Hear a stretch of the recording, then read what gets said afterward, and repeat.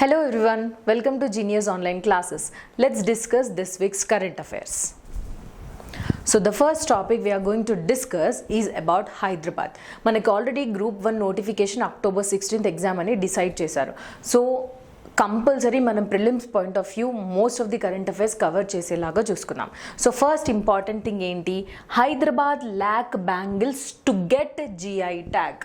To get అండి అంటే just lakh bangles. మనం ఆర్ఆర్ఆర్ మూవీ చూసినట్లయితే అందులో లైక్ ఎన్టీఆర్ గారు ల్యాక్ బ్యాంగిల్స్ ఆ చిన్న పాప కోసం తయారు చేస్తారు, లక్క బ్యాంగిల్స్ అని కూడా అంటారు తెలుగులో. సో ఆ బ్యాంగిల్స్కి జిఐ ట్యాగ్ ఇవ్వాలి అని చెప్పేసి అప్లికేషన్ మాత్రమే పెట్టాము. సో ఇప్పటికీ ఇంకా మనకి జిఐ ట్యాగ్ ల్యాక్ బ్యాంగిల్స్కి రాలేదు. ఒకవేళ వస్తే హైదరాబాద్లోనే ఆ ల్యాక్ బ్యాంగిల్స్ ఎక్కువగా తయారు చేస్తారు. లార్డ్ బజార్, చార్మినార్ దగ్గర ఉన్న లార్డ్ బజార్లో ఈ ల్యాక్ బ్యాంగిల్స్ని ఎక్కువగా తయారు చేస్తూ ఉంటారు. సో యాక్చువల్లీ ఈ ల్యాక్ బ్యాంగిల్స్ ఏంటి, ఈ జిఐ ట్యాగ్ మనకి ప్రిలిమ్స్ క్వశ్చన్స్ ఎలా అడుగుతారు అనేది మనం ప్రిలిమ్స్ పాయింట్ ఆఫ్ వ్యూలో చూద్దాం. మనకి current affairs national, international, regional current affairs important. So ఇది మనకి national current affairs and regional current అఫైర్స్లో కూడా వస్తుంది. బికాస్ జిఐ ట్యాగ్ అనేది ఎవరు ఇస్తారండి, యూనియన్ గవర్నమెంట్ ఇస్తుంది కాబట్టి నేషనల్ కరెంట్ అఫైర్స్. అండ్ మన హైదరాబాద్లో ఒక ప్రోడక్ట్కి జిఐ ట్యాగ్ రాబోతుంది, అప్లికేషనే ఫైల్ చేశారు. సో కాబట్టి అది మన రీజనల్ కరెంట్ అఫైర్స్. సో ఎక్కడండి ఈ lakh bangles, you can see here, these are the lakh bangles, lakka bangles అని కూడా అంటారు. సో ఇవి యాక్చువల్లీ హ్యాండ్ మేడ్ అండి. హ్యాండ్ మేడ్ అంటే చేతులతో తయారు చేస్తారు. ఈ హైదరాబాద్లో ఎక్కువగా లక్క బ్యాంగిల్స్ ఎక్కడ దొరుకుతాయి అంటే లార్డ్ బజార్. లార్డ్ బజార్ ఎక్కడ ఉంది అండి, చార్మినార్ దగ్గరలో ఉన్న లార్డ్ బజార్లో ఇవి ఎక్కువగా దొరుకుతాయి. లక్క బ్యాంగిల్స్ ఎప్పుడు నుంచి తయారు చేయడం స్టార్ట్ చేశారు రీసెంట్గా అంటే లేదండి, 500 సంవత్సరాల ముందు నుంచే మనకి లక్క బ్యాంగిల్స్ తయారు చేయడాన్ని గుర్తుపెట్టారు. సో 500 years బ్యాక్ హిస్టరీ ఉన్న లక్క బ్యాంగిల్స్ని ఇప్పుడు జిఐ ట్యాగ్ ఇవ్వాలి అని మన హైదరాబాద్ నుంచి అప్లికేషన్ వెళ్ళింది. సో యాక్చువల్లీ ఈ లక్క అనేది ఎలా తయారు చేస్తారు, దేనివల్ల వస్తుంది అంటే మనం చూస్తూ ఉంటామండి చెట్ల పైన ఇలా డిఫరెంట్ గమ్ లాగా ఇలా అతుక్కుపోయి ఉంటాయి. సో గమ్ వేరండి, ఇది మామూలుగా చెట్లు సెక్రేట్ చేసేది, మనం గమ్ తయారు చేసుకున్నాం చెట్ల ద్వారా వచ్చేది.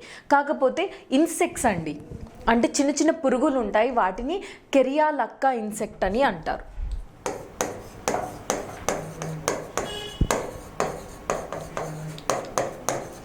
ఈ ఇన్సెక్ట్ కుసుమ్ అనే చెట్టు పైన డిఫరెంట్ టైప్స్ ఆఫ్ రెజిన్స్ అండి ఇవన్నీ. సో లక్క ఇలా సెక్రీట్ చేస్తుంది, ఆ చేసిన దాన్ని కలెక్ట్ చేసి దాన్ని బాయిల్ చేసి ఫర్నెస్ చేసి డిఫరెంట్ కెమికల్స్ యాడ్ చేసి ఆ తర్వాత లక్కను తయారు చేస్తారు. సో జనరల్గా ఇది చెట్టు నుంచే వచ్చే పదార్థం కాదు, ఒక పురుగు నుంచి వచ్చే పదార్థం. అది ఇంపార్టెంట్ అండి, ఎందుకంటే మనకి చెట్టు నుంచి వచ్చే పదార్థం ఏంటి, మనకి resins or gum or rubber ఇవన్నీ చెట్టు నుంచి వస్తాయి. కానీ లక్క పర్టికులర్గా మనకు ఒక ఇన్సెక్ట్ నుంచి వస్తుంది. ఏ ఇన్సెక్ట్ అంటే దాన్ని కెరియా లక్క ఇన్సెక్ట్ అని కూడా అంటారు. ఏ చెట్టు పైన ఈ మనకి లక్క తయారవుతుంది అండి, కుసుమ్ అనే చెట్టు పైన ఈ లక్క ఇన్సెక్ట్ ద్వారా అది చేస్తుందన్నమాట. So generally these are the informations you have to remember about Hyderabad lac. మరి జిఐ ట్యాగ్ గురించి మనకి ఏమేమి క్వశ్చన్స్ అడగొచ్చు, ఎలా అడగొచ్చు? ఇప్పటి వరకు జిఐ ట్యాగ్ ల్యాక్కి రాలేదండి, అంటే హైదరాబాద్లో ఉన్న ల్యాక్ బ్యాంగిల్స్కి రాలేదు, జస్ట్ అప్లికేషన్ ఇచ్చారు, గుర్తుపెట్టుకోండి. State with highest number of GI tags. ఏ స్టేట్కి ఇండియాలో ఎక్కువ జిఐ ట్యాగ్స్ ఉన్న స్టేట్ ఏంటి అని అంటే కర్ణాటక అండి. మీకు డిఫరెంట్ వెబ్సైట్స్లో డిఫరెంట్ ఇన్ఫర్మేషన్స్ ఇచ్చారు. కొన్ని ప్లేసెస్లో అయితే కర్ణాటక, తమిళనాడు అని ఇచ్చారు. ఫస్ట్ స్పేస్లో కర్ణాటక ఉంది, తర్వాత తమిళనాడు ఉంది, తర్వాత మిగతా అన్ని స్టేట్స్ వస్తాయి. సో ఇది చాలా ఇంపార్టెంట్. ఏ స్టేట్కి ఎక్కువగా జిఐ ట్యాగ్స్ ఇవ్వబడడం జరిగింది అంటే Karnataka. And first GI tag ఏ ప్రోడక్ట్కి ఇచ్చాం. జిఐ ట్యాగ్ అంటే ఏంటి అండి, జాగ్రఫికల్ ఇండికేషన్ ట్యాగ్.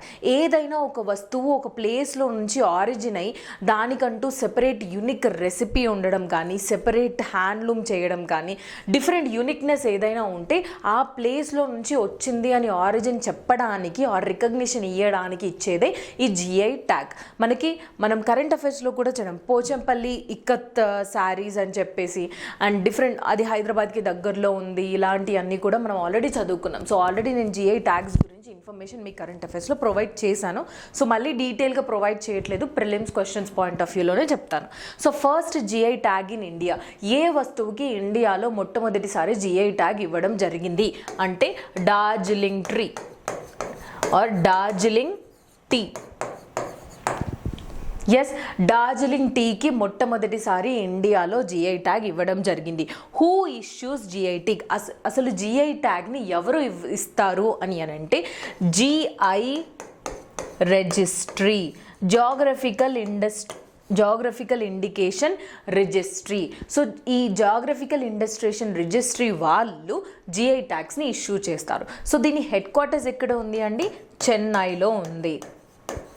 సో ఇవన్నీ మన prelims point of view questions అండి. జిఐ ట్యాగ్ హెడ్ క్వార్టర్స్ ఎక్కడ ఉంది అంటే చెన్నైలో ఉంది. Under which ministry this GI tag will work? A ministry ఈ జిఐ ట్యాగ్ని ఇవ్వడం జరుగుతుంది ఆర్ ఏ మినిస్ట్రీ ఆధ్వర్యంలో ఈ జిఐ ట్యాగ్ని ఇవ్వడం జరుగుతుంది అంటే పర్టికులర్గా మినిస్ట్రీ అయితే ministry of commerce and industry అండి. కానీ దాంట్లో ఒక డిపార్ట్మెంట్ ఈ వర్క్ చూసుకుంటుంది. Department of industries and promotion and internal trade, department of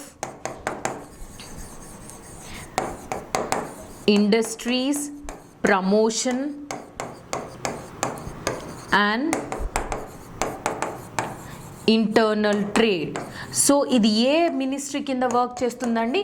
ministry of commerce and industry. So ministry of commerce and industry కింద industry and promotion of internal trade department GI ట్యాగ్స్ని ఇవ్వడం జరుగుతుంది. ఒకసారి GI tag ఇవ్వడం జరిగిన తర్వాత, for example Hyderabad biryani అండి. హైదరాబాద్ బిర్యానీకి ఒక పర్టికులర్ రెసిపీ ఉంటుంది. ఆ రెసిపీని ఆర్ హైదరాబాద్ బిర్యానీకి ఇచ్చే లోగో ఏదైతే ఉంటుందో అది ఇండియా మొత్తంలో ఎవ్వరు కూడా యూజ్ చేయకూడదు. అండ్ మనం ఎక్కడికి వెళ్ళినా కూడా ఆ హైదరాబాద్ బిర్యానీ అనేది ఒక ప్రమోట్ అయిపోతుంది. అంటే ట్రేడ్ అండ్ కామర్స్కి ఎక్కువగా యూజ్, అందరికీ తెలిసింది, అందరికీ యూనిక్ థింగ్, ఫేమస్ అని చెప్తారు కదా. సో అలా ట్రేడ్ అండ్ కామర్స్లో మనకు యూజ్ అవుతుంది అండ్ దాన్ని వేరే వాళ్ళు ఎవరూ యూజ్ చేయకూడదు. సో ఒక జిఐ ట్యాగ్గా ఒక పదార్థాన్ని ఆర్ ప్రోడక్ట్ని డిక్లేర్ చేసిన తర్వాత ఎన్ని ఇయర్స్ వరకు అది వ్యాలిడిటీ ఉంటుంది? అది ప్రిలిమ్స్ క్వశ్చన్. 10 years అండి. జిఐ ట్యాగ్ ఒక ప్రోడక్ట్కి ఇస్తే వ్యాలిడిటీ ఎన్ని ఇయర్స్? 10 years. సో ఇవన్నీ మనకి prelims question point of view. ఏ స్టేట్లో highest number of GI tags ఉన్నాయి? ఫస్ట్ జిఐ ట్యాగ్ ఏంటి? Who issues GI tag? Headquarters of GI registry ఎక్కడ ఉంది? ఏ మినిస్ట్రీ కింద దీన్ని ఇస్తాము? అండ్ వ్యాలిడిటీ ఎన్ని సంవత్సరాల వరకు? ఇది నేషనల్ కరెంట్ అఫైర్స్. మరి ఇప్పుడు మనము రీజనల్ కరెంట్ అఫైర్స్లో ఏం తెలుసుకోవాలి? ఇప్పటి వరకు తెలంగాణలో ఎన్ని జిఐ ట్యాగ్స్ ఇచ్చారు అండ్ అవి ఏంటి? సో ప్లీజ్ మీరు వీడియోని పాజ్ చేసి ఇదన్నీ చూసుకోండి, ఎందుకంటే నేను ఇండివిజువల్గా ఒక్కొక్క దాన్ని డిస్కస్ చేయను. ఇది ప్రిలిమ్స్ పాయింట్ ఆఫ్ వ్యూలో కాబట్టి మీరు ఏదైనా ఒక కోడ్ని తయారు చేసుకొని ఇవన్నీ గుర్తుపెట్టుకోవాల్సిందే. పోచంపల్లి ఇక్కత్ గురించి మనం ఆల్రెడీ జీనియస్ పబ్లికేషన్స్ కరెంట్ అఫైర్స్లో ఆల్రెడీ డిస్కస్ చేసాం. And silver filigree of Karimnagar. ఇంకొకటి నిర్మల్ నుంచి 3 ఉన్నాయండి. Nirmal toys and crafts, furniture and paintings, ఇవి 3 నిర్మల్ నుంచి. అండ్ గద్వాల్ శారీస్, హైదరాబాద్ హలీం, చెరియాల్ పెయింటింగ్స్, సిద్దిపేట్ గొల్లబామ శారీస్ అండి. శారీస్ పైన డిఫరెంట్ గొల్లబామలు ఉంటారు. అండ్ నారాయణపేట్ హ్యాండ్లూమ్ శారీస్, ఆదిలాబాద్ డోక్రా, వరంగల్ నుంచి దుర్రీస్, తెలియా రూమాల్, హ్యాండ్ కర్చీఫ్స్ అండి రూమాల్ అంటే. సో ఇవన్నీ ఇప్పటి వరకు తెలంగాణలో వచ్చిన జిఐ ట్యాగ్స్. వీడియో పాజ్ చేసి ఇది స్క్రీన్ షాట్ అయినా తీసుకోండి, రాయడమైనా రాసుకోండి, ఎందుకంటే మనకి ప్రిలిమ్స్ క్వశ్చన్ కింద వాటిలో ఏది జిఐ ట్యాగ్ ఇప్పటి వరకు తెలంగాణ నుంచి లేదు అని క్వశ్చన్ వస్తే ఇది ఇంపార్టెంట్. ఇది ప్రిలిమ్స్లో regional current affairs. So next topic వచ్చేసి UN security council non permanent మెంబర్స్ని ఎలక్షన్ చేశారు. మనం ఆల్రెడీ ఐక్యరాజ్య సమితి ఆర్గనైజేషన్స్ అన్నిటి గురించి మనం డిస్కస్ చేసుకున్నాము ఇంటర్నేషనల్ ఆర్గనైజేషన్స్లో పర్టిక్యులర్గా. సో దాంట్లో మనకి UN సెక్యూరిటీ కౌన్సిల్లో ఎన్ని మెంబర్స్ ఉంటారండి? Hope you remember. UN security కౌన్సిల్లో మనకి 5 పర్మనెంట్ మెంబర్స్ ఉంటారు, 10 నాన్ పర్మనెంట్ మెంబర్స్ ఉంటారు. శాశ్వత మెంబర్స్, అశాశ్వత మెంబర్స్. సో 5 పర్మనెంట్ మెంబర్స్ ఎవరెవరండి? So please do answer in the comment box the 5 permanent members of UN Security Council. United Nation Bhadrata Mandali లో 5 permanent members ఉంటారు. చాలాసార్లు discuss చేశాను ఇప్పటి వరకు కరెంట్ అఫైర్స్లో. సో వాళ్ళు ఎవరు అనేది please to answer in the comment box. 10 non permanent మెంబర్స్లో ప్రస్తుతం ఇండియా ఉందండి. సో అందుకది ఇంపార్టెంట్. ప్రస్తుతం నాన్ పర్మనెంట్ మెంబర్స్లో ఇండియా కూడా ఉంది. India term is going to end 2022 December. So 5 ప్రతి ఇయర్ ఈ 10 నాన్ పర్మనెంట్ మెంబర్స్లో ప్రతి ఇయర్ 5గురిని ఎలెక్ట్ చేయడం జరుగుతుంది. జనరల్గా ఈ నాన్ పర్మనెంట్ మెంబర్స్, అశాశ్వత మెంబర్స్ ఎవరైతే ఉంటారో యుఎన్ సెక్యూరిటీ కౌన్సిల్లో వాళ్ళు 2 ఇయర్స్కి చేంజ్ అవుతూ ఉంటారు.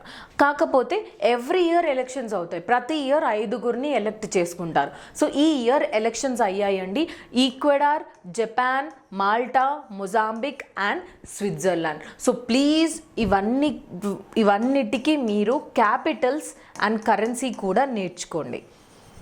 I already told you that మనకి national current affair or international current అఫైర్స్లో ఏ కంట్రీ పేరు వచ్చినా అది వరల్డ్ మ్యాప్లో ఎక్కడుంది, దాని క్యాపిటల్ ఏంటి, దాని కరెన్సీ ఏంటి అనేది కూడా తెలుసుకోండి. అండ్ ఎవరిని రీప్లేస్ చేస్తుంది? India, Ireland, Kenya, Mexico, Norway. ఇవన్నిటి టర్మ్ ఎండ్ అవ్వబోతుంది. సో వీటిది స్టార్ట్ అయిపోతుంది. 2 ఇయర్స్ అంటే ఎప్పటి నుంచి ఎప్పటి వరకు వర్క్ చేస్తారు? January 1st 2023 నుంచి December 31st 2024 వరకు వీళ్ళు వర్క్ చేస్తారు. సో టర్మ్ అనేది ఇది ఇంపార్టెంట్. అండ్ ప్రస్తుతం యునైటెడ్ నేషన్ అసలు ఈ యుఎన్ సెక్యూరిటీ కౌన్సిల్లో ఎలక్షన్స్ ఎలా జరుగుతాయండి? యునైటెడ్ నేషన్ జనరల్ అసెంబ్లీ ఉంది కదా, సాధారణ సభ. ఆ సభలో మీటింగ్ చేసి ఓటింగ్ చేస్తారు. 2/3 ఓటింగ్స్ ఖచ్చితంగా రావాలి. ఎవరైతే ప్రెజెంట్ అయి ఓటింగ్ చేస్తారో దాంట్లో 2/3 వర్డ్స్ వస్తే వాళ్ళు ఎలెక్ట్ చేయడం జరుగుతుంది. సో సాధారణ సభ UN security council non permanent మెంబర్స్ని ఎలెక్ట్ చేస్తుంది. ప్రస్తుతం యుఎన్ సెక్యూరిటీ కౌన్సిల్ ప్రెసిడెంట్ ఎవరండి? Abdulla Shahid. So very very important prelims facts to be remembered. So non permanent మెంబర్స్ని ఎలెక్ట్ చేశారు. అండ్ వరల్డ్ మ్యాప్లో ఇందాక చెప్పాను కదండి, you can see here this is Ecuador, Switzerland. Actually ఇది యూరోప్ అండి. యూరోప్ది ఇక్కడ చూపిస్తున్నాము. And Malta and Japan and Mozambique. You can see almost these are the 5 countries which are going to be elected as non-permanent members from 2023 to 2024, 2 years term. So next important thing is Prime Minister Narendra Modi garu Gujarat Ahmedabadlo oka organization yoka headquarters recent ga launch chesaru. Aa organization enti ante IN-SPACE, Indian National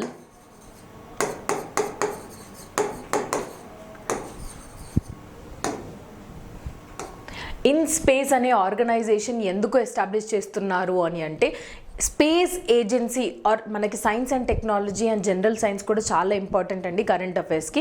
so space technology రిలేటెడ్లో private people వచ్చి కూడా participate చేయాలి, టెక్నాలజీని improve చేయాలి అన్న ఒక మోటివ్తోని పెట్టిన recent organisation ఏంటి అండి? IN-SPACE. దీని యొక్క హెడ్ క్వార్టర్స్ అహ్మదాబాద్, గుజరాత్లో ఉంది. To promote private participation in space. And దీని యొక్క చైర్మన్గా ఎవరు వర్క్ చేస్తున్నారు ఇప్పుడు అంటే Pawan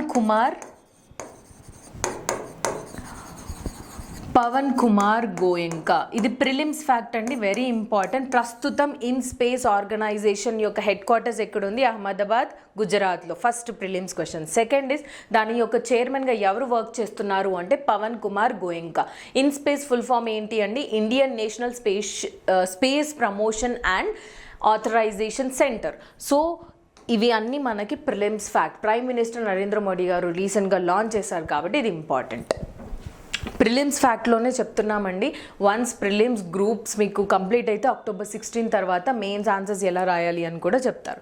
and next thing, India నుంచి ఎవరైనా పర్సనాలిటీ మనకి ఇంటర్నేషనల్ ఆర్గనైజేషన్కి రిప్రజెంటేటివ్గా అంటే ప్రతినిధిగా ఎవరైనా అపాయింట్ అయితే ఆ పర్సన్ పేరు కూడా గుర్తుపెట్టుకోండి. అమన్దీప్ సింగ్ గిల్.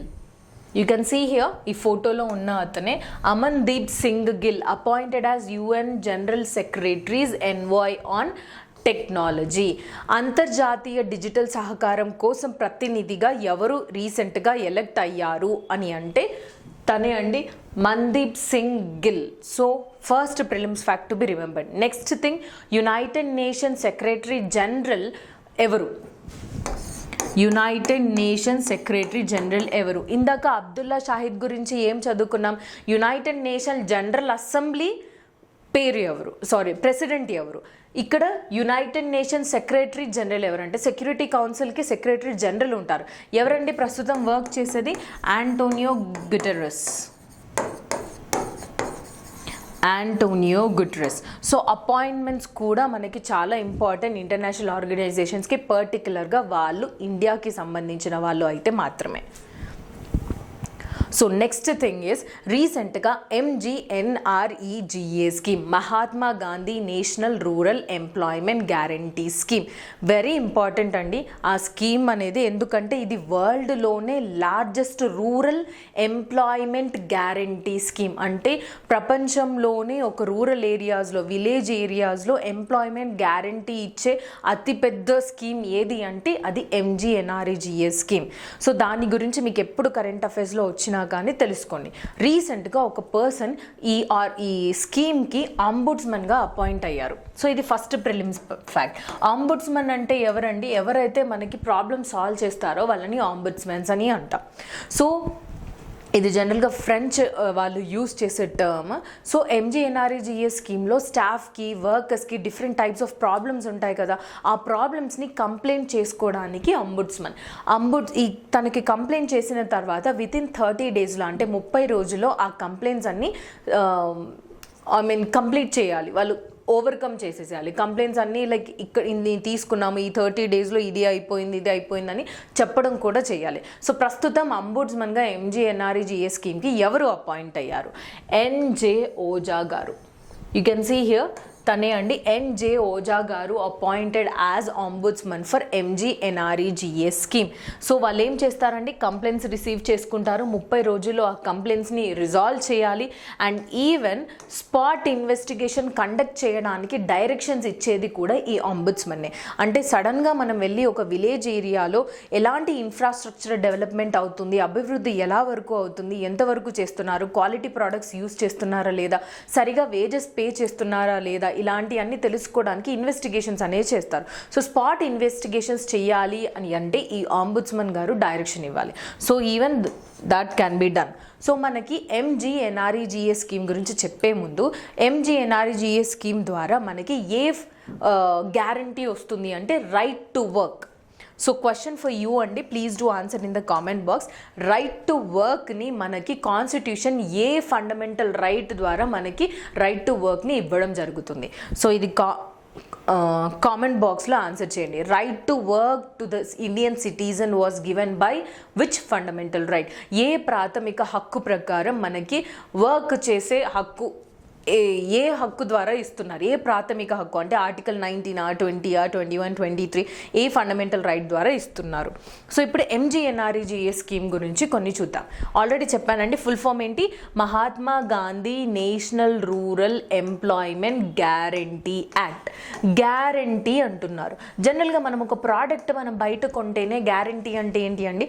ఏదైనా ప్రాబ్లం వస్తే డెఫినెట్గా దాన్ని రీప్లేస్ చేసేస్తారు without any payment, extra payment. Warranty అంటే మాత్రం కొన్ని రోజుల వరకు ఫ్రీ సర్వీస్ చేస్తారు. సో ఇక్కడ ఎంప్లాయ్మెంట్ గ్యారంటీ అంటున్నారు. అంటే ఎవరైతే ఎంప్లాయ్మెంట్ కావాలి అని అనుకుంటున్నారో 100 days of unskilled or semi skilled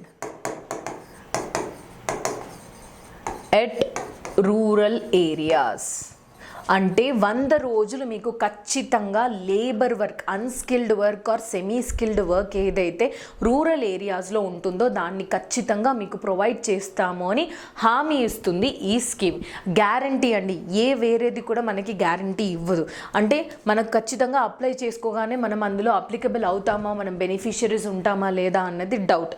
కానీ ఇది మాత్రం 100% గ్యారంటీ. అందుకే దీన్ని డిమాండ్ డ్రివెన్ అంటారు.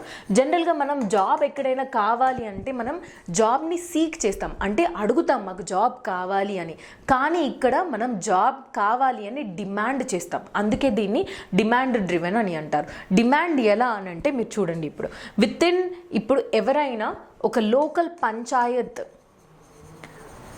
ఆ పంచాయత్ సిస్టమ్స్ ఉంటాయి కదండి, లోకల్ పంచాయత్స్లో వాళ్ళు ఒక పోర్టల్ మెన్షన్ చేస్తారు, వెబ్సైట్ ఆర్ పోర్టల్ అండి. ఆ పోర్టల్లో ఎవరైనా ఆ పంచాయతీకి చుట్టుపక్కల ఉన్న వాళ్ళందరూ వెళ్ళి రిజిస్టర్ అవ్వాలి. రిజిస్టర్ అవ్వగానే 15 రోజుల్లోపే, అంటే వితిన్ 15 డేస్ వాళ్ళకి దగ్గరలో ఆ లోకల్ పంచాయత్కి సంబంధించిన ప్లేస్లో వితిన్ 5 కిలోమీటర్స్ రేడియస్లో, అంటే చుట్టూ మొత్తం కొలిస్తే మనకు 5 కిలోమీటర్స్ రేడియస్లో ఖచ్చితంగా మనకి 15 రోజుల్లోపు ఎంప్లాయ్మెంట్ రావాలి అని డిమాండ్ చేస్తున్నాం. ఒకవేళ 15 రోజుల్లోపు మనకి ఎంప్లాయ్మెంట్ రాకపోతే ఏంటి, అన్ఎంప్లాయ్మెంట్ అలవెన్స్ ఇస్తారు. అన్ఎంప్లాయ్మెంట్ అలవెన్సెస్ అంటే మీరు వర్క్ చేయకుండా కూడా 15 రోజుల్లోపు ఒకవేళ ఆ పంచాయత్ మనకి జాబ్ ఇవ్వని పరిస్థితుల్లో వాళ్ళు మనకి అన్ఎంప్లాయ్మెంట్ అలవెన్సెస్ డబ్బులు కూడా ఇస్తారు. అంటే పని చేయకుండా కూడా మీకు కొన్ని డబ్బులు వస్తాయి. 15 డేస్లోనే రావాలి. అండ్ పని చేసిన తర్వాత ఒకవేళ ఇప్పుడు 5 కిలోమీటర్స్ అని చెప్పాను కదండి, సో 5 కిలోమీటర్స్ లోకల్ పంచాయతీ ఎక్కడైతే రిజిస్టర్ అవుతారో దాని చుట్టుపక్కల 5 కిలోమీటర్స్ రేడియస్లోనే మనకి రావాలి. ఒకవేళ ఈ 5 కిలోమీటర్స్ కంటే ఎక్కువైంది, సపోజ్ 7 కిలోమీటర్స్ అంటే 2 కిలోమీటర్స్ ఎక్కువ అయింది కదండి, ఈ 2 కిలోమీటర్స్కి వాళ్ళు ట్రావెల్ అలవెన్సెస్ ఇస్తారు. అంటే మనం ప్రయాణం చేయడానికి ఖర్చులు కూడా ఇస్తారు. సో ఇవి చాలామందికి అవేర్నెస్ లేదండి, వెరీ వెరీ ఇంపార్టెంట్. ఇదే గ్యారంటీ అంటే ఏంటి, ఒకవేళ అది ఈ టైంలో అవ్వకపోతే మనకి ఏదో ఒక నష్టపరిహారం కానీ ఇవ్వడం జరుగుతుంది. ఇక్కడ ఏమి ఇస్తున్నారు, అన్ఎంప్లాయ్మెంట్ అలవెన్స్ ఇస్తారు. ఒకవేళ వాళ్ళు చెప్పిన లొకేషన్ కంటే ఇంకా ఎక్కువ టైం 5 కిలోమీటర్స్ రేడియస్ కంటే ఎక్కువ డిస్టెన్స్లో ఉన్న ప్లేస్లో మనకి జాబ్ వస్తే ట్రావెల్ అలవెన్సెస్ కూడా ఇస్తారు. జాబ్స్ అంటే స్కిల్డ్ జాబ్స్, కంప్యూటర్ వర్క్ ఇవన్నీ కాదండి, టీచింగ్ ఇవన్నీ కాదు, లేబర్ వర్క్, స్కూల్స్ కట్టడం, రోడ్స్ కన్స్ట్రక్ట్ చేయడము, వాటర్ ట్యాంక్స్ కట్టడము, రూరల్ ఏరియాస్లో ఎల్ఈడి లైట్స్ అలాంటి అన్ని unskilled or semi skilled work మాత్రమే ప్రొవైడ్ చేస్తారు. సో ఇది MGNREGA స్కీమ్ గురించి. సో వన్ మోర్ క్వశ్చన్ అండి, please do answer in the comment box. MGNREGA scheme మనకి ఏ మినిస్ట్రీ కింద వస్తుంది? Please do answer in the comment box. అన్ని prelims point of view questions అండి, ఇలాగే చదువుకోవాలి. Yes. So next thing is, రీసెంట్గా డిస్ట్రిక్ట్స్కి ఏ డిస్ట్రిక్ట్ కమిటీస్ స్కిల్ డెవలప్మెంట్ ప్రోగ్రామ్స్కి ఎక్కువగా ముందుకు చేస్తారు అండ్ స్కిల్ డెవలప్మెంట్ ప్రోగ్రామ్స్ ఎక్కువగా ఏ డిస్ట్రిక్ట్లో ఉన్నాయి, ఎక్కడ సరిగా వర్క్ అవుతుంది, ఎక్కడ స్కిల్ డెవలప్మెంట్ ఎక్కడ అవుతుంది, అభివృద్ధి చెందుతున్నాయి అనే దానికి అవార్డ్స్ ఇచ్చారండి. ఇండియా మొత్తంలో డిస్ట్రిక్ట్స్కి అవార్డ్స్ ఇచ్చారు అండ్ దాన్నే district skill development planning awards అని అంటారు, DSDP అని కూడా అనొచ్చు.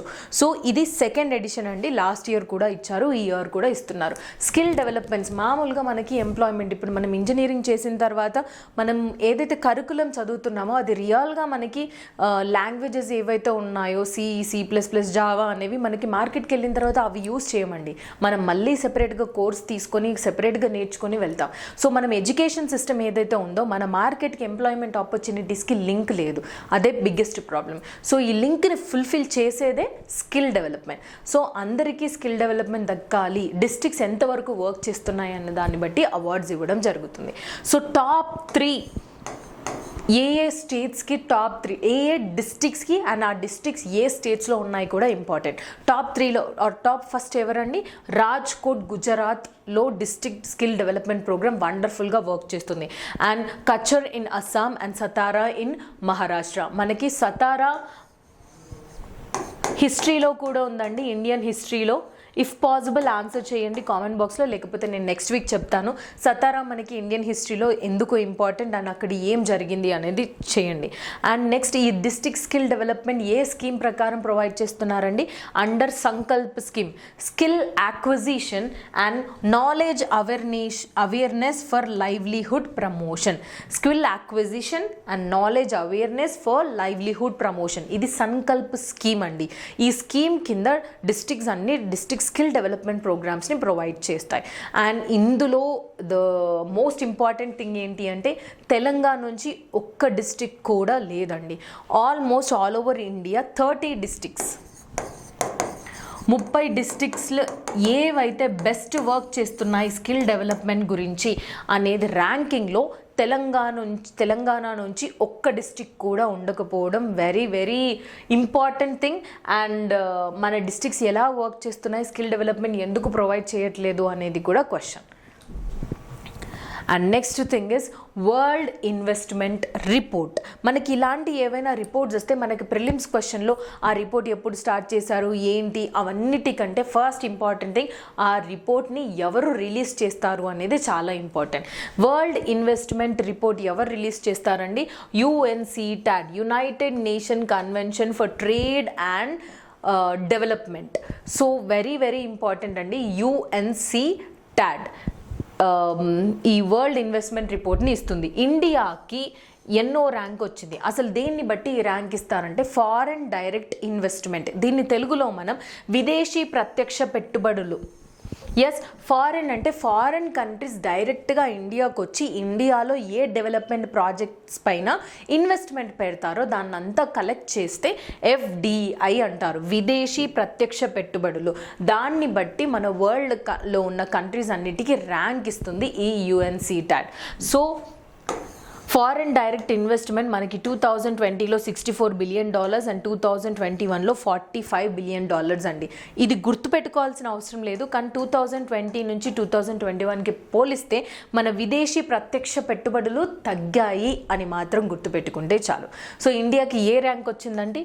7th rank. మనకి క్వశ్చన్ ఇండియాకి or first thing world investment report released by ఎవరు అని వస్తుంది. India got one of the position in top 10. ఏ ర్యాంక్ వచ్చింది ఇండియాకి అంటే 7th ర్యాంక్. సో ఇవి ప్రిలిమ్స్ పాయింట్ ఆఫ్ వ్యూలో మనకి important. And next thing world day against child labour. Generally మీకు ఇంతకు ముందు కూడా చెప్పాను, ఇంటర్నేషనల్ డేస్ ఏవైనా మీరు నేర్చుకునేటప్పుడు ప్రతి ఒక్క డేని నేర్చుకోవాల్సిన అవసరం లేదు. ఏదైతే మనకి కరెంట్ అఫైర్స్లో ఎక్కువగా ఉంటుంది, ఇండియాలో దానికి రిలేటెడ్ ఏదైనా ఒక లా ఉంది లేకపోతే ఏదైనా ఇష్యూ అవుతుంది అని అంటే మాత్రం ఖచ్చితంగా తెలుసుకోండి. సో చైల్డ్ లేబర్ అనేది చాలా ఇంపార్టెంట్ అండి. సో మనకి కాన్స్టిట్యూషన్ ప్రకారం కూడా మనం చైల్డ్ లేబర్ని అపోజ్ చేస్తున్నాం. We have prohibited child labour at hazardous places and ఎక్కువగా హానికరమైన ప్రదేశాల్లో మనకి చైల్డ్ లేబర్ని ఎంప్లాయ్మెంట్ ప్రొవైడ్ చేయకూడదు. సో ఇది క్వశ్చన్ అండి, నేను మీకు ఇది ఎక్స్ప్లెయిన్ చేసిన తర్వాత చెప్తాను. బాల కార్మికుల వ్యతిరేకత దినోత్సవం ప్రతి ఇయర్ ఒక థీమ్తో సెలబ్రేట్ చేస్తారు. సో ఈ ఇయర్ థీమ్ ఏంటి? Universal social protection to end child labour. Universal social protection to child labour. రీసెంట్గా ఏ డేని థీమ్గా దాన్ని డిక్లేర్ చేశారు అంటే నేమ్లోనే ఉంది, world day against child labour. దీన్ని ఎవరు సెలబ్రేట్ చేయడం స్టార్ట్ చేశారు? International labour organisation. మనకి ఇంటర్నేషనల్ ఆర్గనైజేషన్స్లో ఇంటర్నేషనల్ లేబర్ ఆర్గనైజేషన్ గురించి ఆల్రెడీ నేను డిస్కస్ చేయడం జరిగింది. సో ప్రిలిమ్స్ పాయింట్ ఆఫ్ వ్యూలో మనకి ఏం ఇంపార్టెంట్, ఇది ఎప్పుడు సెలబ్రేట్ చేస్తారండి? జూన్ 12న దీన్ని సెలబ్రేట్ చేస్తారు. ఎప్పటి నుంచి ప్రారంభించారు దీన్ని సెలబ్రేట్ చేయడం అంటే 2002 నుంచి దీన్ని సెలబ్రేట్ చేయడం స్టార్ట్ చేశారు. అండ్ ఇంటర్నేషనల్ లేబర్ ఆర్గనైజేషన్ యొక్క హెడ్ క్వార్టర్స్ ఎక్కడుంది ఫ్రెండ్స్? జెనీవాలో ఉంది. దాన్ని ఎప్పుడు ఎస్టాబ్లిష్ చేశారు? 1919 అంటే వరల్డ్ వార్ 1 ఎండ్ అయ్యే టైం పీరియడ్లోనే దీన్ని ఎస్టాబ్లిష్ చేశారు. ఐక్యరాజ్య సమితికి సంబంధించిన స్పెషలైజ్డ్ ఏజెన్సీలో ఇంటర్నేషనల్ లేబర్ ఆర్గనైజేషనే మొట్టమొదటి ఆర్గనైజేషన్. వరల్డ్ వార్ 1కి తర్వాత ఫామ్ అయింది. సో అప్పటి నుంచి అది కంటిన్యూ అవుతుంది కాబట్టి వెరీ ఇంపార్టెంట్. అండ్ ఇప్పుడు మీకు క్వశ్చన్ అండి, please do answer in the comment box. మనకి ఇది ఇండియన్ పాలిటీలో చాలా ఇంపార్టెంట్. కాన్స్టిట్యూషన్లో ఏ ఆర్టికల్స్ మనకి చైల్డ్ లేబర్కి సంబంధించి ఉంటాయి? Please do answer. ఫండమెంటల్ రైట్స్లో కూడా ఉంటుంది, డైరెక్టివ్ ప్రిన్సిపల్స్ ఆఫ్ స్టేట్ పాలసీలో కూడా ఉంటుంది. సో నేను హింట్ ఇస్తున్నాను అంతే ఇక్కడ. సో ఏ ఆర్టికల్స్ మన ఇండియాలో child labour at hazardous places or child లేబర్ని ప్రొహిబిట్ చేస్తుంది ఆర్ చైల్డ్ లేబర్ని అగేన్స్ట్ చేస్తుంది అనేది please do answer in the comment box. And next thing is Dada Saheb Phalke awards ఇవ్వడం జరిగింది అండి ప్రీవియస్ వీక్. సో 2022కి. సో మనకి ఇచ్చిన అవార్డ్స్ అన్నీ గుర్తుపెట్టుకోవాల్సిన అవసరం లేదు. దాంట్లో పర్టిక్యులర్గా మన తెలుగుకి సంబంధించిన ఫిలిమ్స్ ఏమున్నాయి అండ్ మోస్ట్ ఇంపార్టెంట్ ఎక్కువగా ఎవరికి అవార్డ్స్ వచ్చాయి, పాపులర్గా ఎవరు క్రిటిక్స్లో ఉన్నారు అనేవి చాలా ఇంపార్టెంట్. యాజ్ యూజువల్లీ అండి the film of the year అంటే ప్రతి ఇయర్ ఒక ఫిలింని ఫిలిం ఆఫ్ ద ఇయర్గా డిక్లేర్ చేస్తారు. అది ఎవరండి? Pushpa the rice, the famous movie మనందరికీ తెలుసండి. పుష్ప మూవీకి the film of the year వచ్చింది. రీసెంట్గా ఏ మూవీకి ఫిలిం ఆఫ్ ద ఇయర్ వచ్చింది అనే ప్రిలిమ్స్ క్వశ్చన్ రావచ్చు. And best actor in web series అండి మనందరికీ తెలుసు Manoj Bajpayee for Family man 2. ఇదెందుకు గుర్తుపెట్టుకోమంటున్నానంటే ఫ్యామిలీ మ్యాన్ 2లో మనకి సమంత గారు కూడా వర్క్ చేశారు. So easily we can remember the Manoj Bajpayee garu in family man 2. Next ఒకే మూవీకి 3 అవార్డ్స్ వచ్చాయండి. అది చాలా ఇంపార్టెంట్, ఎందుకంటే it's not that easy that to get 3 awards for a single movie. So ఏమంటే critics best actor Siddharth Malhotra for Shershaah movie, and critics best actress అండి Kiara Advani for again Shershaah, and best film కూడా షేర్షా అండి. 3 అవార్డ్స్ ఓన్లీ షేర్షా మూవీకే ఇవ్వడం జరిగింది.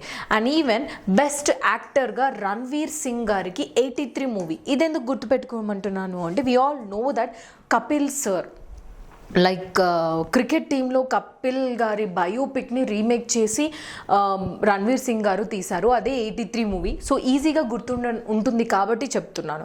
And best actress Kriti Sanon for Mimi. And ఇదెందుకు గుర్తుపెట్టుకోమంటున్నాను అంటే రీసెంట్గా సరోగసీ గురించి చాలా ఇష్యూస్ అవుతున్నాయి. మనకి కరెంట్ అఫైర్స్లో కూడా చాలా వస్తుంది. అబార్షన్ రైట్స్ కావచ్చు, సరోగసీ కావచ్చు. సో పర్టికులర్గా మిమి మూవీ కృతి సనన్ గారు సరోగసీ ఇష్యూస్ అని ఎలా ఉంటాయి అని చెప్పేసి తీశారు. సో అందుకని అది important. So best actress Kriti Sanan garu for Mimi, and these are the films you have to remember. మిగతావి మీరు నేర్చుకోవాలి అనుకుంటే నేర్చుకోండి, బట్ ఎలిమినేషన్ ప్రాసెస్లో important. And Dadasaheb Phalke awards గురించి సర్టన్ ఇంపార్టెంట్ థింగ్ అండి. ఏ మినిస్ట్రీ కింద ఈ అవార్డ్స్ ఇవ్వడం జరుగుతుంది అంటే ministry of information and broadcasting. So very important. And ఈ అవార్డులో ఏమేమి ఇస్తారు అంటే ఒక స్వర్ణ కమలం మెడాలియన్ ఇస్తారండి, అండ్ షాల్ కూడా ఇస్తారు, అండ్ 10 లక్షల రూపాయలు కూడా ఇస్తారు. సో ఇండియాలో మొట్టమొదటిసారి ఫుల్ లెంత్ సినిమా ఏంటి అంటే రాజా హరిశ్చంద్ర. అది ఏ ఇయర్లో తీశారండి? 1913లో. అంటే మన ఇండిపెండెన్స్ రాకముందే అండి, 1913లో జస్ట్ వరల్డ్ వార్ 1 స్టార్ట్ అయ్యి 1 ఇయర్ ముందు మొట్టమొదటిసారి ఫుల్ లెంత్ మూవీ ఇండియాలో తీసింది ఏంటి? Raja Harishchandra movie. And first Dadasaheb Phalke award ఎవరికి దక్కింది అని అంటే దేవికా రాణి గారికి. So these are certain prelims facts you have to remember. Dadasaheb Phalke awards గురించి కూడా నేను ఇంతకుముందు డిస్కస్ చేశాను. So only prelims point of వ్యూలో మాత్రమే ఇప్పుడు చెప్పాను. రీసెంట్గా మన తెలంగాణ నుంచి 2 రాజ్యసభ ఎంపీస్ ఎలెక్ట్ అయ్యారు. సో వాళ్ళ నామినేషన్ జరగబోతుంది, మీన్స్ ఎలక్షన్ అయ్యింది, ఓత్ అండ్ అఫర్మేషన్ జరగబోతుంది. సో ఆ 2 ఎవరండి? ఇది రీజనల్ కరెంట్ అఫైర్స్లో ఇంపార్టెంట్. దివకొండ దామోదర్ రావు గారు, తను నమస్తే తెలంగాణ పేపర్కి నమస్తే Telangana managing director and also chairman అండి దివకొండ దామోదర్ రావు గారు. అండ్ హెటిరో ఫార్మా ఫౌండర్ అయిన బండి పార్థసారథి రెడ్డి గారు. వీళ్ళిద్దరూ రీసెంట్గా రాజ్యసభ మెంబర్స్గా మన తెలంగాణ నుంచి ఎలెక్ట్ అయ్యారు. సో ఇప్పుడు ఇది రీజనల్ కరెంట్ అఫైర్స్లో మనకు అయిపోయింది. సో ఇదే సేమ్ థింగ్ మనం ఇండియన్ పాలిటీలో ఏం చదువుకోవాలి ఎగ్జామ్ పాయింట్ ఆఫ్ వ్యూలో. ఫస్ట్ థింగ్, మన తెలంగాణకి ఫస్ట్ ప్రిలిమ్స్ ఫ్యాక్ట్ అండి, తెలంగాణకి ఎన్ని రాజ్యసభ సీట్స్ ఉన్నాయి అంటే 7 సీట్స్ ఉన్నాయి. So first prelims fact. Next thing, maximum strength of the రాజ్యసభలో మొత్తం కలిపి ఎంత స్ట్రెంగ్త్ ఉండొచ్చు అంటే 250 మంది ఎంపీస్గా రాజ్యసభలో వర్క్ చేయొచ్చు. అండ్ పర్టికులర్గా మనకి ఇంతకుముందు రాజ్యసభని కౌన్సిల్ ఆఫ్ స్టేట్స్ అని పిలిచేవాళ్ళు. రాజ్యసభ అనే పేరు మనకి ఇండిపెండెన్స్ తర్వాత ఇమీడియట్గా రాలేదు. సో రాజ్యసభ అనే ఒక హిందీ నేమ్ మన కౌన్సిల్ ఆఫ్ స్టేట్స్కి ఎప్పుడు వచ్చింది అని అంటే 1954లో. So this is the third prelims fact you have to remember. Hindi name Rajya Sabha మన council of states or second హౌస్కి ఎప్పుడు ఇచ్చాము అని అంటే 1954లో. అండ్ ఇప్పుడు మ్యాక్సిమం స్ట్రెంగ్త్ అంటే 250 వరకు ఉండొచ్చు. మరి ప్రస్తుతం ఎంతమంది ఉన్నారు రాజ్యసభలో అని అంటే 233 స్టేట్స్ అండ్ యూనియన్ టెరిటరీస్కి కలిపి అండ్ ప్లస్ 12 నామినేటెడ్ పోస్ట్ అంటే మొత్తం 245 మంది మాత్రమే రాజ్యసభలో ప్రస్తుతం ఎంపీగా వర్క్ చేస్తున్నారు.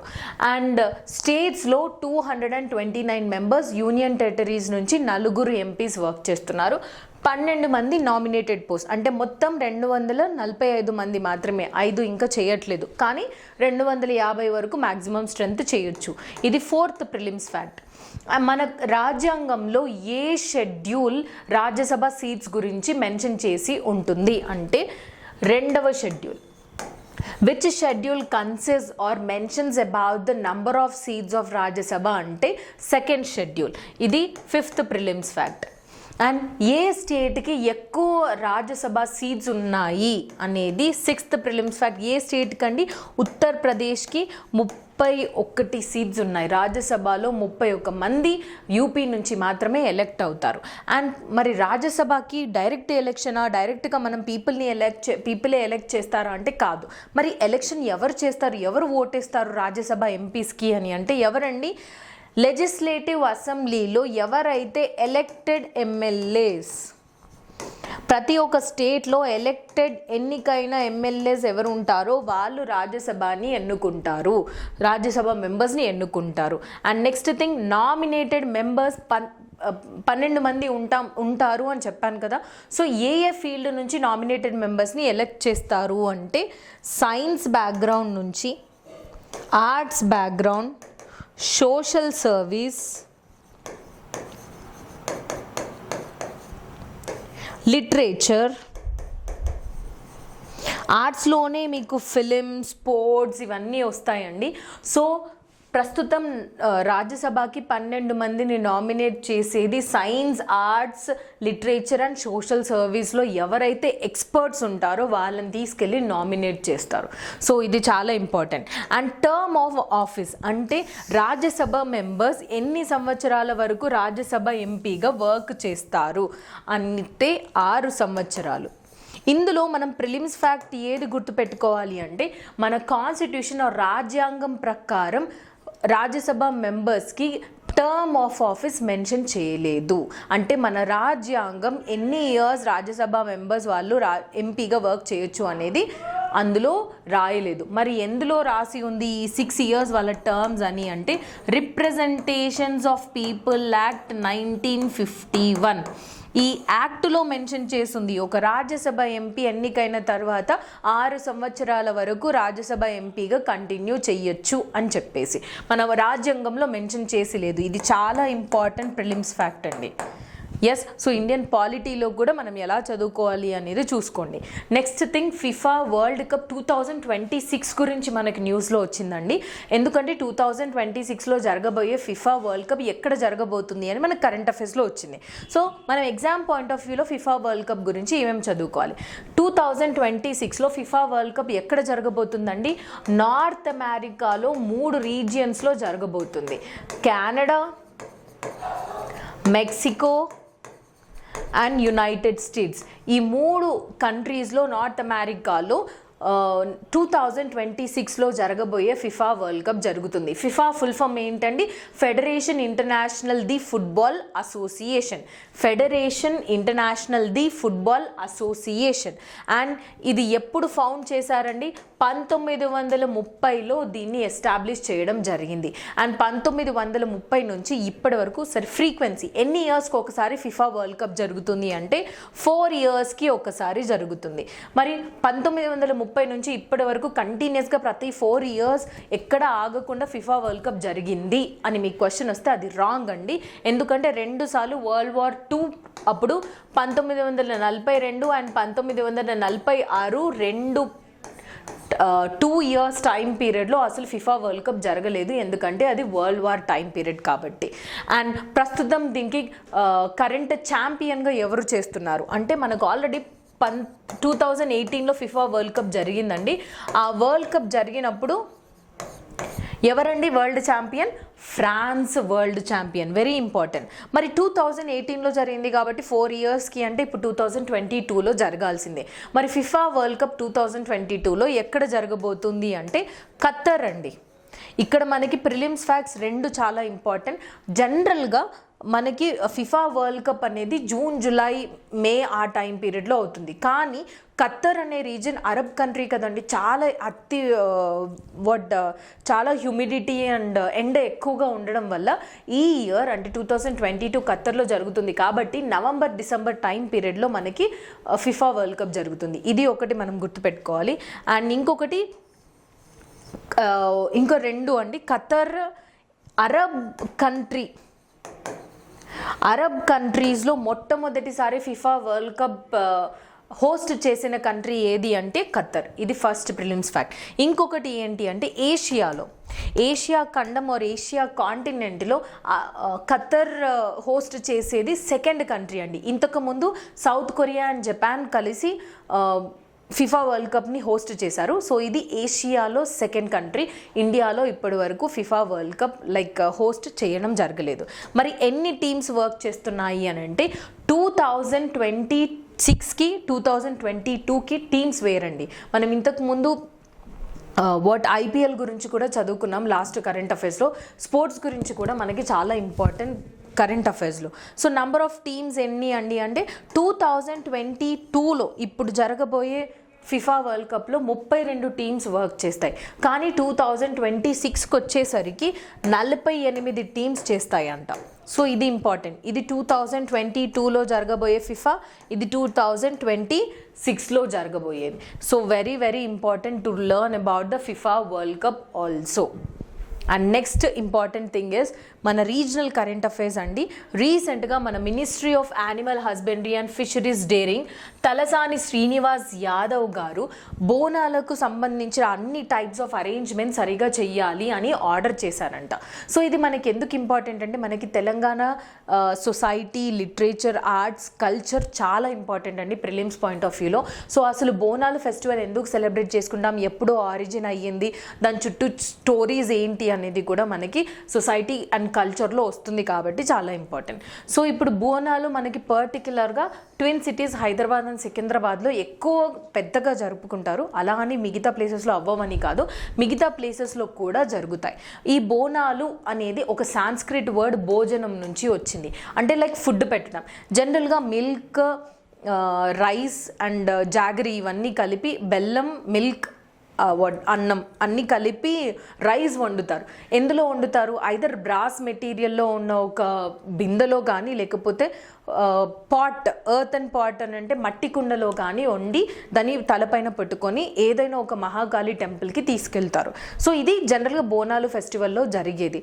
సో ఇందులో ఆరిజిన్ ఎక్కడ, అసలు ఎప్పటి నుంచి మనం బోనాలు ఫెస్టివల్ని సెలబ్రేట్ చేసుకుంటున్నామంటే మన హైదరాబాద్ అంటే 18th సెంచరీలో నిజామ్స్ రూల్స్ అండ్ వీళ్ళు మనని రూల్ చేస్తున్నారు కదా, బ్రిటిష్ రూల్ చేస్తున్న టైం పీరియడ్లోనే 18th సెంచరీలోనే మనకి హైదరాబాద్ ఎర్స్ట్ వైల్ స్టేట్లోనే మనకి బోనాలు ఫెస్టివల్స్ అనేది స్టార్ట్ అయింది. జనరల్గా మనకి బోనాలు ఫెస్టివల్ ఆరిజిన్కి డిఫరెంట్ టైప్స్ ఆఫ్ న్యూస్ ఉంటాయండి. సో ఒక స్టోరీ చెప్తాను. మన హైదరాబాద్కి స్టేట్కి సంబంధించిన మిలిటరీ పీపుల్ ఉంటారు కదా, వాళ్ళు ఉజ్జయిన్కి వెళ్ళి వర్క్ చేయాలి అని అనుకున్నారంట. సో ఆ మిలిటరీ పీపుల్ ఉజ్జయిన్కి వెళ్ళారు. ఎప్పుడు 1813 ఆ టైం పీరియడ్, 19th సెంచరీలో. ఆ టైం పీరియడ్లో వాళ్ళు అక్కడికి వెళ్ళిన తర్వాత హైదరాబాద్లో ప్లేగ్ అనేది డిసీజ్ తెలుసు కదండి, ప్లేగ్ అంటారు. సో ఆ ప్లేగ్ డిసీజ్ వచ్చిందంట. సో అక్కడ మిలిటరీ వాళ్ళకి తెలిసి మన హైదరాబాద్లో మన ఫ్యామిలీ మెంబర్స్ అందరూ ఉన్నారు, సో అక్కడ ప్లేగ్ తగ్గిపోవాలి అని చెప్పేసి అక్కడున్న ఉజ్జయిన్ మహారాష్ట్రకి ఆ ప్లేస్లో ఉన్న మహాకాళి టెంపుల్కి వాళ్ళు పూజ చేసి, ఒకవేళ హైదరాబాద్లో ప్లేగ్ అనేది తక్కువ అయిపోతే మేము రిటర్న్ వెళ్ళిన తర్వాత అక్కడ ఒక విగ్రహంని ఎస్టాబ్లిష్ చేస్తామని మొక్కుకున్నారంట. సో ఆ తర్వాత హైదరాబాద్లో ప్లేగ్ తగ్గిన తర్వాత వాళ్ళు నిజంగానే మహాకాళి దేవతని ఇలా చేసిండ్రు అని చెప్పేసి వచ్చిన తర్వాత సికింద్రాబాద్లో మనకి ఉజ్జయిన్ మహాకాళి టెంపుల్ ఉంటుంది. సో అందుకే దానికి ఉజ్జయిన్ మహాకాళి టెంపుల్ అండి. అక్కడ మిలిటరీ వాళ్ళు బ్యాక్ వచ్చిన తర్వాత ప్లేగ్ అంత తగ్గిపోయింది కాబట్టి వాళ్ళ ఫ్యామిలీని నిజంగానే మా ప్రేయర్స్ని దేవత కాపాడింది అని చెప్పి ఆ మహాకాళి టెంపుల్ని ఎస్టాబ్లిష్ చేసి అప్పటి నుంచి తనకు అన్ని ఆఫరింగ్స్ ఇస్తారంట. ఇది ఒక స్టోరీ. ఇంకొక స్టోరీ ఏంటి అంటే జనరల్గా ఆషాఢం వస్తుంది కదండి, ఆషాఢంలోనే మనం ఈ బోనాలు సెలబ్రేట్ చేసుకుంటాము. సో ఆషాఢంలో ఏంటి ఏంటండి, పెళ్ళి అయిన వాళ్ళు అందరూ పుట్టింటికి వెళ్తారు. సో అక్కడ మహాకాళి గారు వారి పుట్టింటికి వెళ్తారంట. పుట్టింటికి వెళ్ళిన తర్వాత డిఫరెంట్ టైప్స్ ఆఫ్ వంటకాలు అన్నీ చేసి పెడతారు కదా, ఎక్కువ తినిపిస్తారు. సో అందుకని చెప్పేసి తను రిటర్న్ పుట్టింటికి వచ్చింది కాబట్టి తన కోసం డిఫరెంట్ టైప్స్ ఆఫ్ వంటకాలు అన్నీ చేసి పెడతారంట. ఇది ఇంకొక స్టోరీ. సో ఈ రెండు స్టోరీస్ మనకి పర్టికులర్గా తెలంగాణ ఎర్స్ట్ వైల్ హైదరాబాద్ స్టేట్లోనే ఆరిజిన్ అయింది. సో 18th సెంచరీలో మనకి బోనాలు ఫెస్టివల్ అనేది ఆరిజిన్ అయింది. డిఫరెంట్ టైప్స్ ఆఫ్ ఒక్కొక్క ప్లేసెస్లో ఒక్కొక్కలాగా చేసుకుంటారండి. ఇట్స్ నాట్ మ్యాండేటరీ దట్ ఇలాగే చేసుకోవాలని. సో బోనాలు ఫెస్టివల్ అనేది మన తెలంగాణ సంస్కృతిని చాట్ చూపిస్తుంది కాబట్టి it's very important. Next thing about Agnipath scheme అండి. అసలు అగ్నిపథ్ స్కీమ్ అనగానే మన స్టూడెంట్స్ అందరూ ఫైర్ అయిపోతున్నారు. పర్టికులర్గా హైదరాబాద్లో వీ ఆల్ నో దట్ సికింద్రాబాద్లో రీసెంట్గా ఒక ట్రైన్కి ఫైర్ పెట్టేశారు. రీసెంట్గా ఒక అబ్బాయి కూడా చనిపోయారు. So it's very important. National current అఫైర్స్లో కూడా ఇది చాలా ఇంపార్టెంట్. అగ్నిపథ్ స్కీమ్ ఏంటి అండి? ఫస్ట్ థింగ్, ఇది ఒక temporary army recruitment process.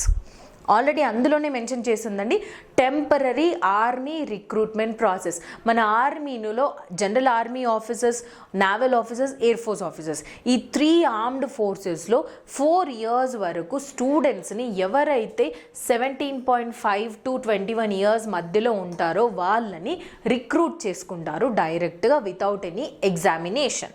So recruit చేసుకున్న వాళ్ళని మనం ఏమని పిలుస్తామండి? అగ్నివీర్స్ అని పిలుస్తామంట. ఇది ఒక separate rank in army office. కానీ వీళ్ళు ఆర్మీ ఆఫీస్కి ఈక్వల్గా వర్క్ చేయరు, ఇది గుర్తుపెట్టుకోవాలి.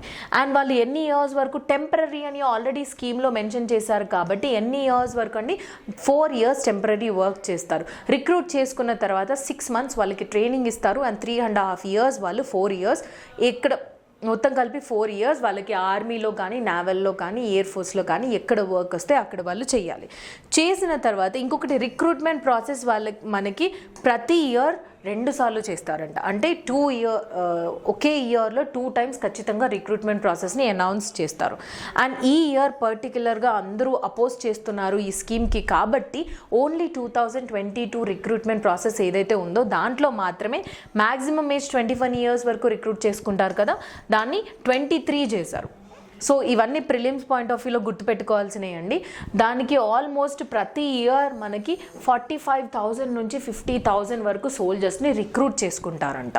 సో మనకి కార్గిల్ వార్ అయింది కదండి, 1999లో కార్గిల్ వార్ ఇండియాకి పాకిస్తాన్కి మధ్యలో జరుగుతుంది. సో అది అయిన తర్వాత ఒక కార్గిల్ రివ్యూ కమిటీని ఎస్టాబ్లిష్ చేస్తుంది గవర్నమెంట్ ఆఫ్ ఇండియా. ఆ కమిటీ ప్రకారం ఏంటి అంటే మన ఆర్మీలో రిక్రూట్ చేసుకునే వాళ్ళు యంగ్స్టర్స్ ఎక్కువగా కావాలి అని ఆ కమిటీ రికమెండ్ చేసిందంట. సో నిజంగానే ఆర్మీ అనేది లైక్ సర్వీస్ మోటివ్ అండి. మనమందరం ఒక ఎంప్లాయ్మెంట్ జనరేషన్ లాగా చూస్తున్నాం. అంటే మనకు అక్కడికి వెళ్తే ఎంత డబ్బులు వస్తాయి, ఎంత శాలరీ వస్తుంది, ఎంత పెన్షన్ వస్తుంది, అవన్నీ ఆలోచిస్తున్నాం. కానీ army is not employment opportunity. So అది మనం ఖచ్చితంగా గుర్తుపెట్టుకోవాలి. Serving to our nation should not be considered as an employment opportunity. And so serving is different, employment is different. 4 years టెంపరీగా వర్క్ చేస్తున్నాము అని already government of India mention చేసేసింది. So students are protesting against many against this. ఎందుకంటే pension provide చేయరు, టెంపరీగా మాకు సేవానిధి అంటే సేవానిధి scheme ప్రకారం అంటే ఇందులోనే సేవానిధి అకౌంట్ ఉంటుందండి. ప్రతి మంత్ మనకి ఎంత శాలరీ వస్తుందో దాంట్లో 30% ఈ సేవానిధి అకౌంట్కి వెళ్తుంది. మిగతా 30% గవర్నమెంట్ ఆఫ్ ఇండియా ప్రొవైడ్ చేస్తుంది. సో మొత్తం ప్లస్ ఇంట్రెస్ట్ రేట్ అండి, దీంట్లో ఇంట్రెస్ట్ కూడా ప్రొవైడ్ చేస్తారు. అంతా కలిపి ఆల్మోస్ట్ మనకి 11.5 lakh or 11.71 lakhs మనకి అప్రాక్సిమేట్గా మనం 4 years రిక్రూట్మెంట్ అయిపోయిన తర్వాత మనకి అదంతా అమౌంట్ ఇస్తారు. కాకపోతే పెన్షన్ ప్రొవైడ్ చేయరు. అండ్ ఇంకొకటి అండి, మనకి సర్టిఫికేషన్ కూడా ప్రొవైడ్ చేస్తారు. అంటే ఇన్ని ఇయర్స్ మీరు ఆర్మీలో వర్క్ చేశారు, సో మీరు ఫ్యూచర్లో సిఏపిఎఫ్ కానీ ఇంకే దాంట్లోనైనా వర్క్ వెళ్ళినప్పుడు మీకు ప్రయారిటీ ఉంటుంది. కానీ ఉండదు అని చెప్పేసి చాలామంది ప్రొటెస్ట్ చేస్తున్నారు.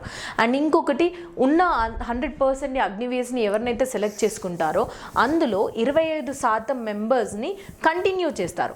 అంటే వాళ్ళ ఇష్ట ప్రకారం, వాళ్ళ మెడికల్ సర్టిఫికేట్ ప్రకారం అండ్ డిఫరెంట్ క్రైటీరియాస్ తీసుకొని 25% మెంబర్స్ని ఆర్మీ వర్క్లో కంటిన్యూ చేయమంటారు.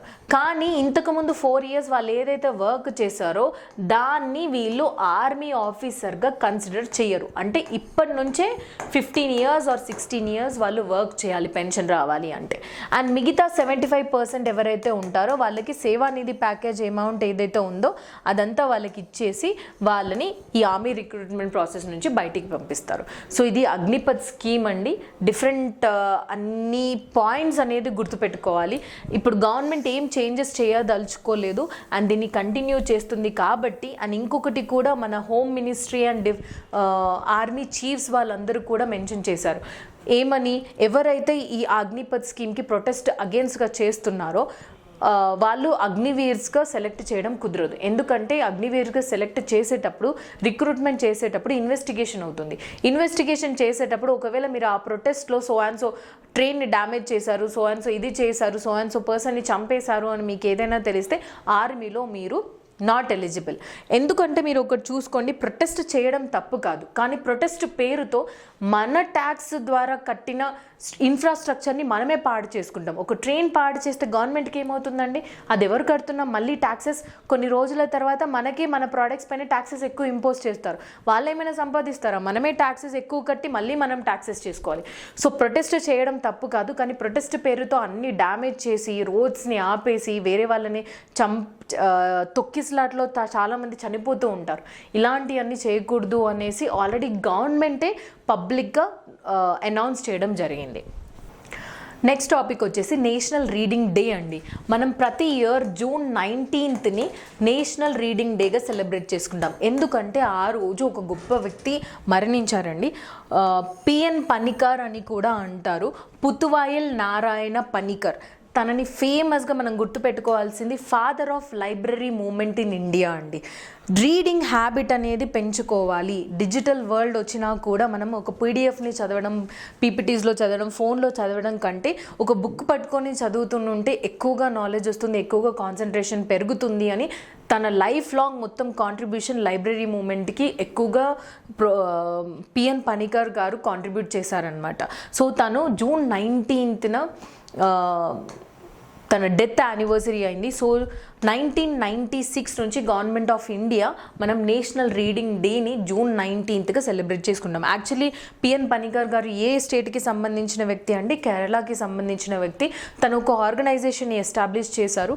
ఆ ఆర్గనైజేషన్ ప్రకారం వితిన్ 1 yearలోనే almost more than 40 libraries establish చేశారంట కేరళ మొత్తంలో. So very important personalities. And ప్రతి ఇయర్ మనకి థీమ్ని కూడా సెలబ్రేట్ చేసుకుంటామండి.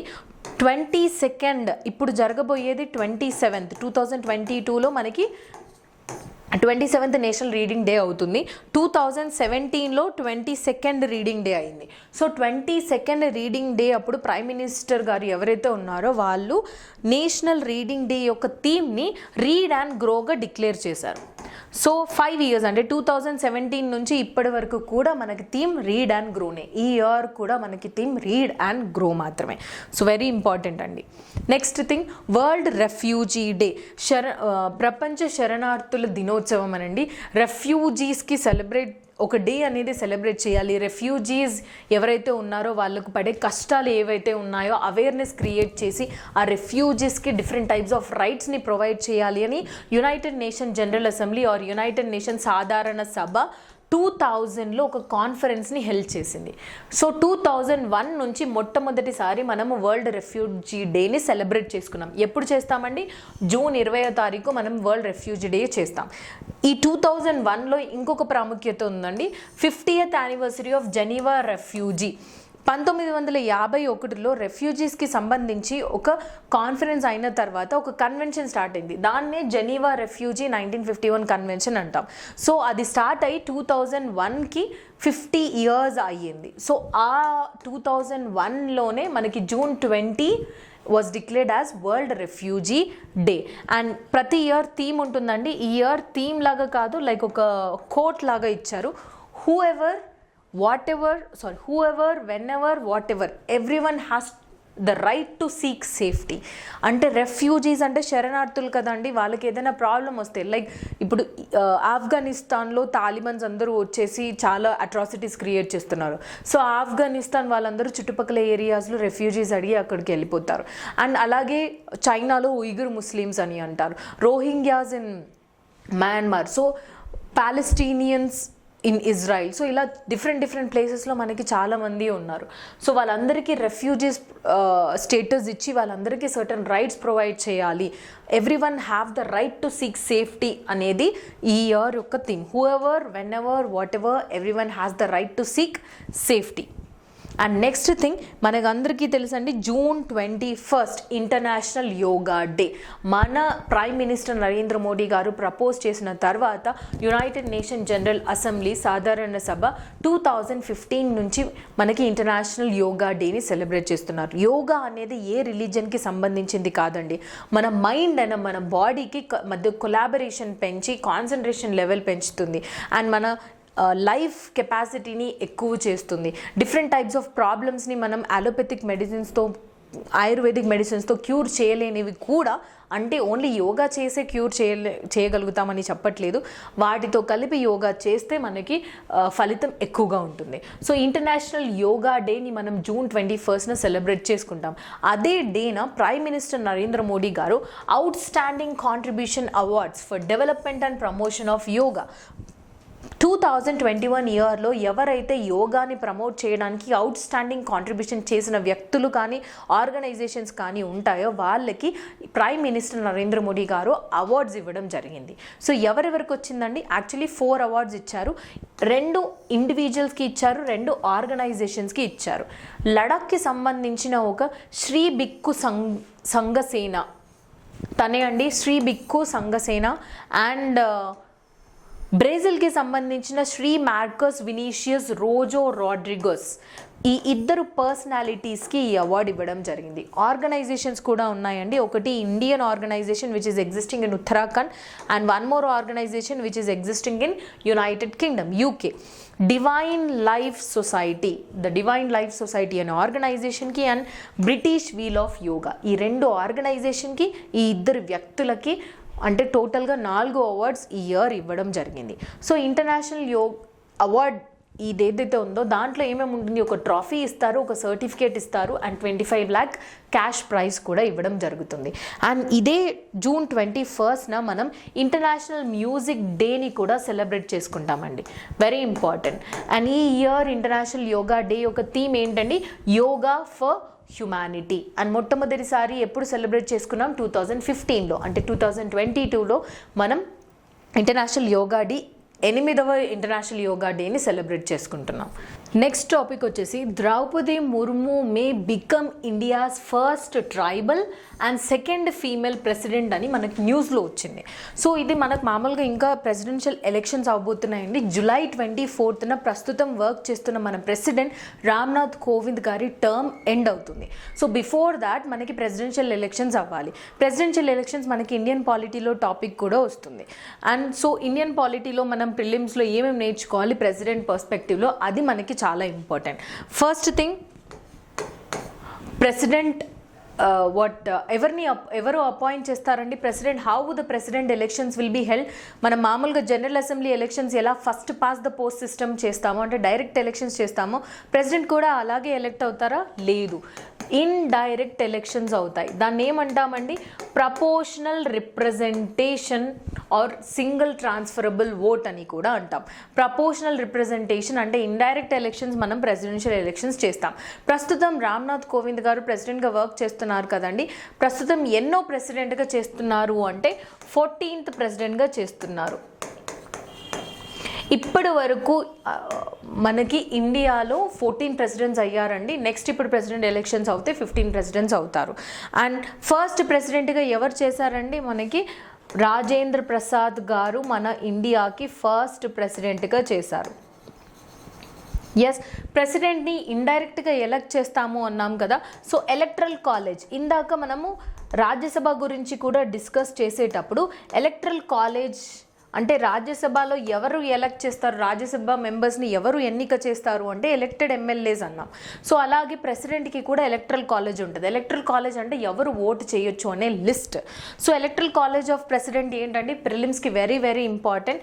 ఎలక్టెడ్ ఎమ్మెల్యేస్ అంటే స్టేట్లో ఉన్న ఎవరైతే ఎలక్టెడ్ అయిన ఎమ్మెల్యేస్ ఉంటారో వాళ్ళు, and elected MPs of both Lok Sabha and Rajya Sabha, and elected MLAs of union territories with state legislative assembly.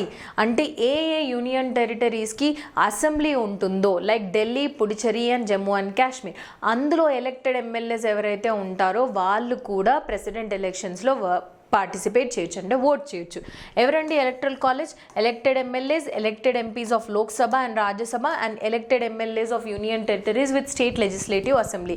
Nominated members presidential ఎలక్షన్స్లో ఉండరు. And legislative council, second body of the state అంటారు కదండి, లెజిస్లేటివ్ కౌన్సిల్ మెంబర్స్ కూడా ప్రెసిడెంట్లో elections చేయరు. And one more question అండి, please do answer in the comment box. President ఆఫీస్లో work చేస్తున్నప్పుడే చనిపోయిన వ్యక్తులు ఎవరు అంటే the presidents who died in office, ఇద్దరు ఉండి అవుట్ ఆఫ్ 14 ప్రెసిడెంట్స్ ఇద్దరు అలా అయ్యారు. So please mention. అండ్ ప్రస్తుతం ఇది కామెంట్ బాక్స్లో మెన్షన్ చేయండి. First women president of India ఎవరండి? ప్రతిభా పాటిల్ గారు.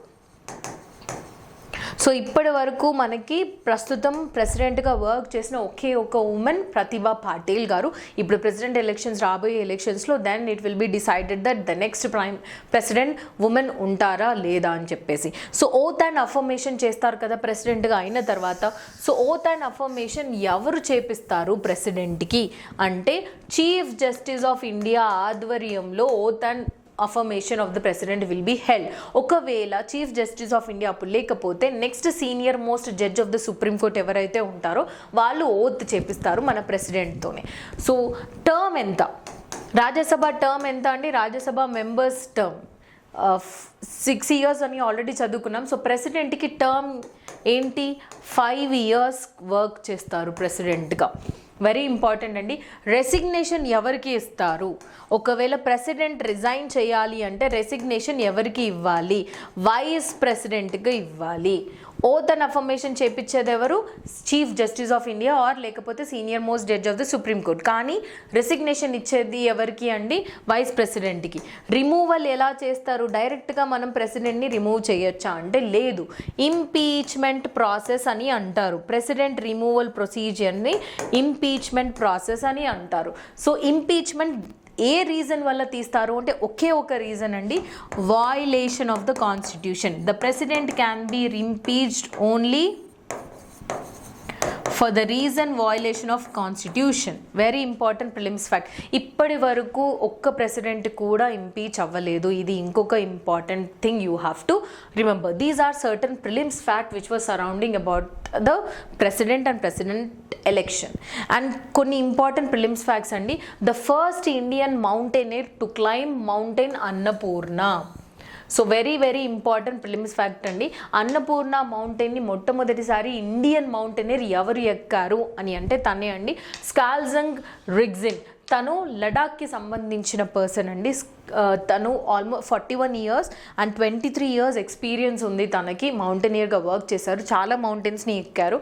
అండ్ అన్నపూర్ణ మౌంటైన్ ఎక్కడుందండి? నేపాల్లో ఉంది. విత్ 8,091 meters హైట్లో ఉన్న అన్నపూర్ణ మౌంటైన్ని ఆక్సిజన్ సప్లై లేకుండా, అంటే ఎక్స్ట్రా ఆక్సిజన్ సప్లై క్యారీ చేసుకుంటూ మనం మౌంటైన్స్ ఎక్కుతాం. ఎందుకంటే పైకి వెళ్తున్న కొద్దీ మనకి ఆక్సిజన్ లెవెల్ అనేది తగ్గిపోతూ ఉంటుంది. సో ఏ ఆక్సిజన్ సప్లిమెంట్ లేకుండా తను ఎక్కాడండి. That is much more important thing. So person name and తను ఎక్కడికి సంబంధించిన అతను లడాక్. సో అన్నపూర్ణ ఎక్కడ ఉంది అండి? Annapurna mountain is in Nepal. And next thing, ఇండియాలో ఫస్ట్ టైం బాలికా పంచాయత్స్ని ఎస్టాబ్లిష్ చేశారు. ఇది కూడా ప్రిలిమ్స్ ఫ్యాక్ట్ అండి.